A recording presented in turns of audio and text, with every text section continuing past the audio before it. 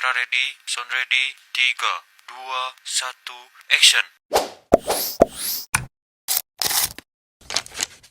Okay, game. Hambog ng Sagpro Crew. Unang araw pa lang minahanda kita. Bakit ba ganito ang aking nadama? Di man kita lubusan pagkilala. Eh ano naman, basta mahal kita.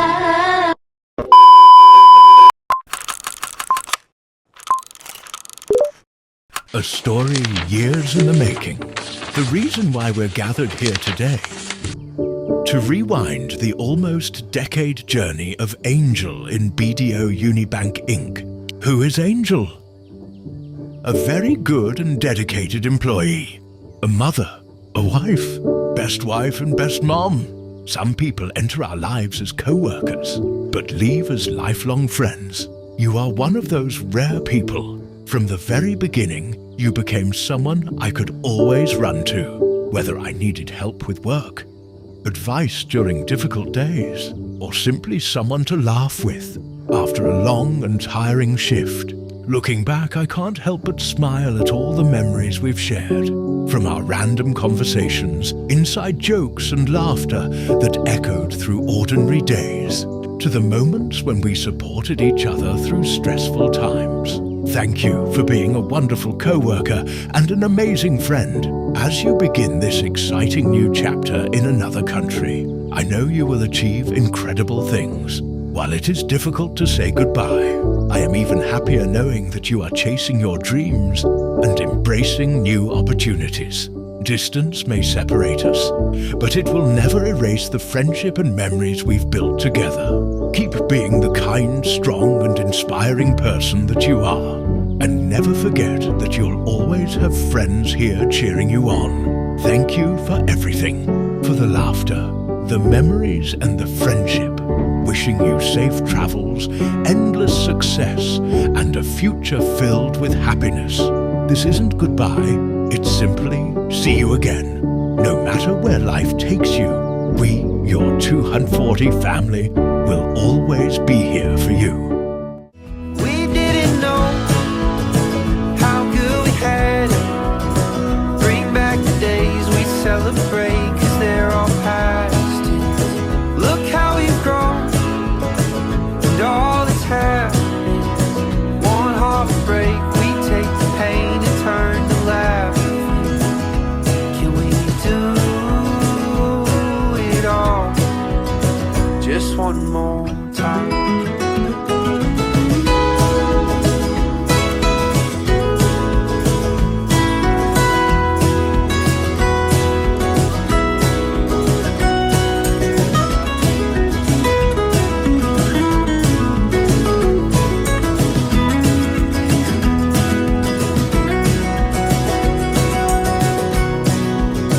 We didn't know how good we had it. Bring back the days we'd celebrate, 'cause they're all past tense. Look how we've grown and all that's happened. One heart would break, we'd take the pain and turn to laughing. Can we do it all? One heart would break, we'd take the pain and turn to laughing. Can we do it all just one more time? Hi, Jel! So, yun na. Graduate ka na kay BDO after 10 years. Sabi nga ni Lord, when the time is right, the Lord will make it happen. Ito na yung pinakahintay natin lahat, mo, at ng buong family mo. So, enjoy your new journey. Have a safe flight. Ingat ka palagi. I miss you. See you soon. Love you. Bye! Ay ate, pasensya na, gigising ko lang. Gusto ko lang sabihin na congrats pala kasi alam mo yun, malapit na kayong magkasama ng nila Kuya Tom, nila Ninong, and good luck pala sa bago mong endeavor. Alam ko na excited na din ikaw na magkasama kayo, and alam ko na sobrang mamimiss namin kayo, pamimiss ka namin, lalo-lalo si Matthew na naging alam mo yun, naging buhay dito sa loob ng bahay. And magpapasalamat din kami sa lahat ng ginawa mo para sa family mo. Alam ko na kung gaano ka generous sa lahat, na isang lapit lang namin sa iyo, nandiyan ka lagi, na handang tumulong sa amin, lalo na sa finances. And ayun, thank you din sa mga co-workers mo, sa mga superiors mo dyan sa work, na naging part na mahon kung paano ka naging ikaw. And yun lang, masaya kami para sa'yo. Hi girl. Actually, inulit lang namin tong video na to. Nag-video na kami kagabi together with mama and daddy. But sadly, yung audio kasi nag-crop. So, hindi ko nakasama sila mama at daddy ngayon. But, ipapakita ko na lang yung video sa'yo kung gaano kami ganap na ganap umiyak doon. And naniniwala din naman ako na kapag nasa US ka na, hindi ka naman papabayaan nila tita. Hindi ka papabayaan nila Kuya Tom. Kaya, medyo happy. Medyo kampante naman talaga ako. Dahil, alam ko naman kung paano sila magmahal. Alam ko naman kung paano din silang mag-alaga. Kaya, pag nandun ka na, huwag mong iisipin na malayo kami. Huwag mong iisipin na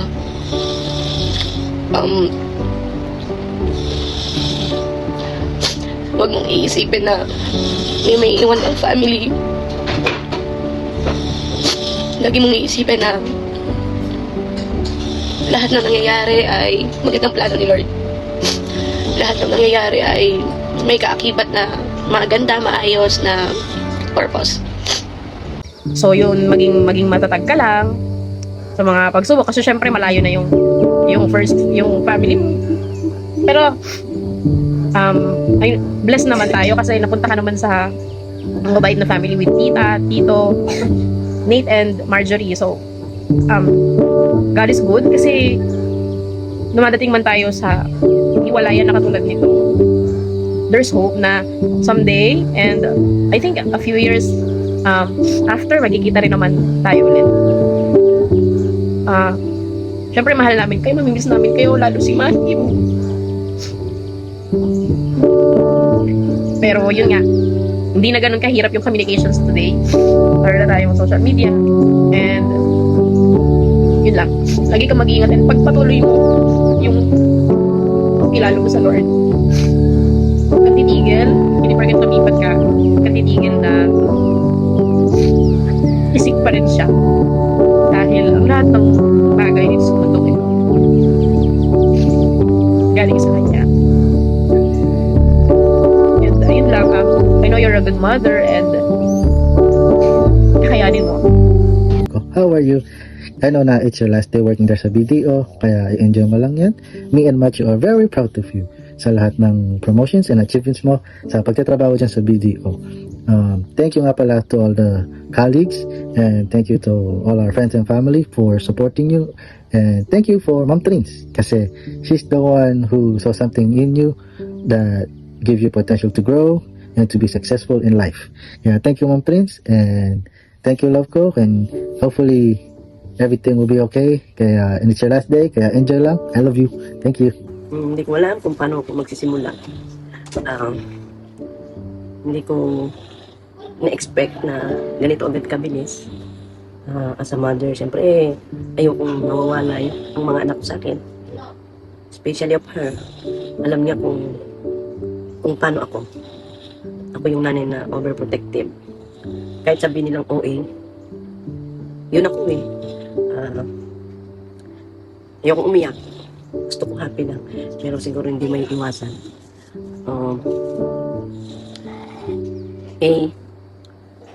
Simpleng message lang. Pinag-aralan ko to. Pero kailangan ko ng konti ko kasi baka sa sobrang emotional ko, hindi ko matapos, hindi ko masabi. Hinga muna ko. Okay? To my beautiful and gorgeous daughter, if I could give you one thing in life, I will give you the ability to see yourself through my eyes. Only then would you realize how special you are to me. And I'm so proud of you. Wherever you go, I want you to always be the woman who wake up with purpose, show up, and never give up. Believe in yourself as much as I believe in you. Wherever you feel overwhelmed, now that I'm here for you always. I love you. Lagi mong tatandaan yung pangaral ko nga. Yun lang yung tanging mapapadala ko. Pakikisama. Yun lang ang tanging mapapamana at mapapababa ko. Ang pakikisama. Ang pagiging mapagkumbaba. Una sa lahat kasi, danas ko yung pakikisama. Sana ano man ang pagsubok na dumating sa pagsasama niyo, kayanin mo. Dahil wala kang pamilyeng kasama. Ikaw lang, with your husband. Husband mo na ang pwedeng magtanggol sa'yo. Pwede kami magtanggol, but through video call lang. Not in person. Basta, ano man ang mangyari, huwag kang magkatubili magsabi sa akin. Kaya kitang ipagtanggol sa pamamagitan ng video call. Kilala mo ko. Kilala din kita kasi ikaw yung anak na sa 5 kayo, ikaw yung unang timig. Ina-accept lahat. Kahit mali na, accept ka lang. Kasi kilala kita. Ikaw yung bata na pag nagalit, tatahimik ka lang. Ikaw yung bata na kahit may ayaw na, tatahimik ka lang. Mas mahirap kasi yun. Pero ramdam ko. At lagi mo tatandaan. Ang pagmamahal na binibigay namin sa'yo, ibigay mo sa asawa mo at sa anak mo. Ibigay mo sa mga taong makakasama mo, makakahalubilo mo. Basta ang pakikisama, huwag mong ilayo sa sarili mo. Huwag kang gagawa ng bagay na ikakasama ng loob ng mga kasama mo. Alam ko naman na hindi ka ganun. Basta lagi mong tatandaan na, lagi mong tatandaan. Ang pagmamahal na binigay ko sa'yo, pagmamahal na walang makakatumbas kahit sino. Kasi ang pagmamahal ng isang ina, hindi pwedeng bayaran ng ninuman. Hindi ako ready sa ganito, pero pinipilit ko na maging masaya. Pinipilit ko tanggapin lahat para sa magandang future ng buhay mo. Sa kinabukasan ng mga anak mo. Basta, lagi kang mag-iingat. Lagi kang mag-pray. Lahat ng mga experience na mararanasan mo, isurrender mo lang kay God.